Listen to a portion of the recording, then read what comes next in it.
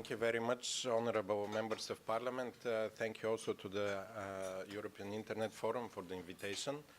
It's a wonderful chance to discuss at a very crucial moment for not only for the MFF but also for the future of our policies.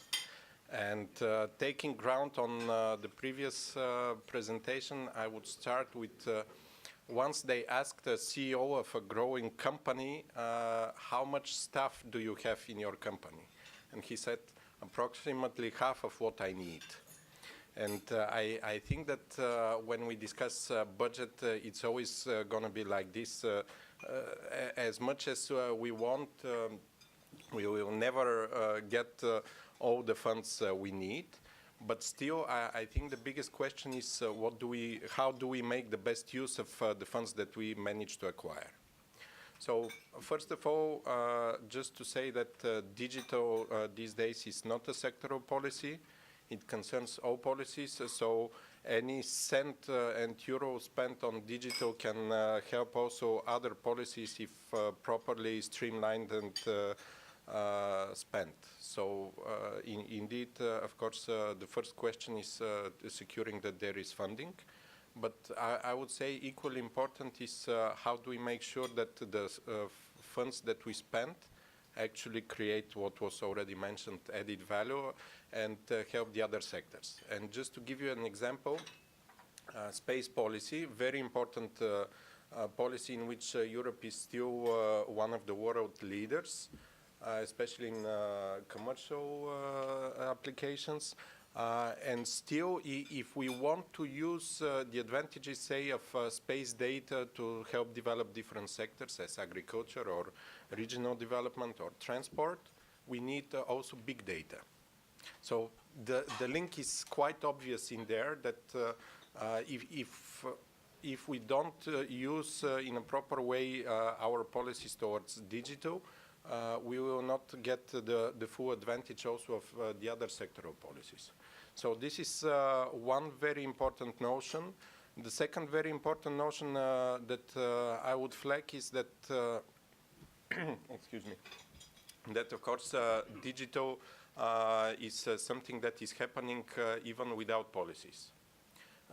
The world is moving digital, all the regions are moving digital, not at the same pace, and of course policy can help or hinder development, but nonetheless digital is preparing. So indeed our policy should be aimed at helping develop digital, helping resolve the challenges that are there and that hinder even further development.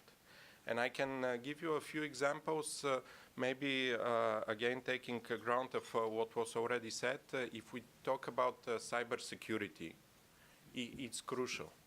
Because first of all, we need to protect our data, if I may say so. Recently, the German Chancellor compared data as to the new raw materials of the 21st century. And indeed, it has quite a lot into this.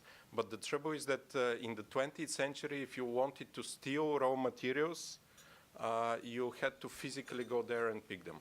Whilst with data, if you're proficient enough, you can do it from any point of the world, which is an additional threat. And we need to make sure that we have the right tools and implement them in order to protect our data. Because if we talk about digitization, of course, it's linked to mostly to our industry going digital.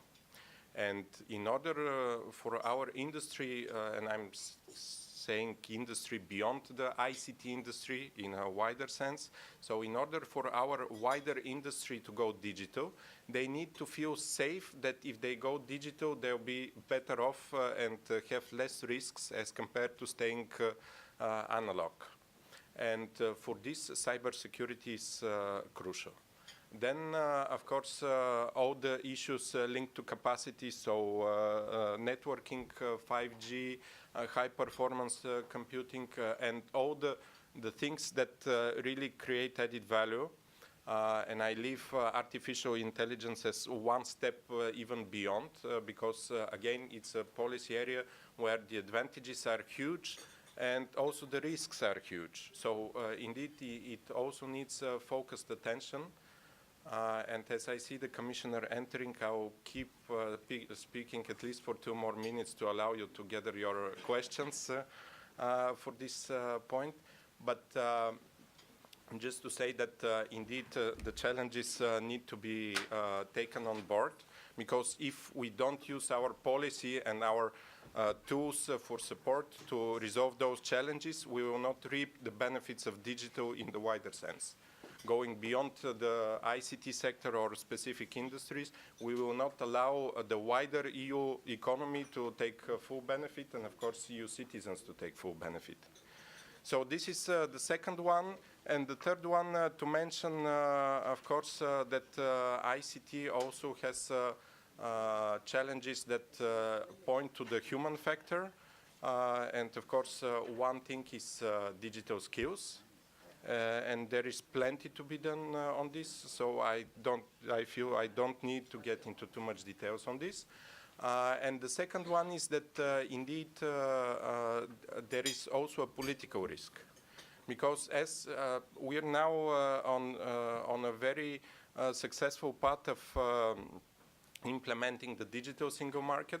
And if I can make an analog with the single market program that started just 25 years ago, when it was started, the cohesion policy was invented in order to resolve and help resolve the problems of the losers of the market integration.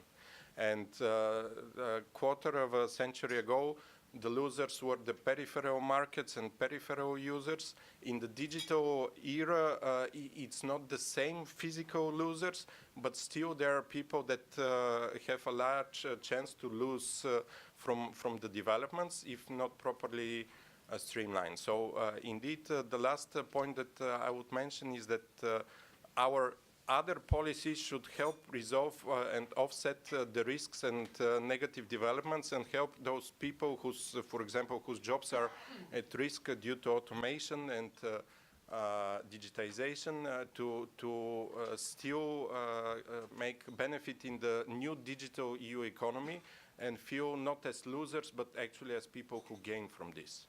So with this, I thank very much for the opportunity to speak, and I leave the floor for the next speaker, for whom I'm sure more questions will be in there.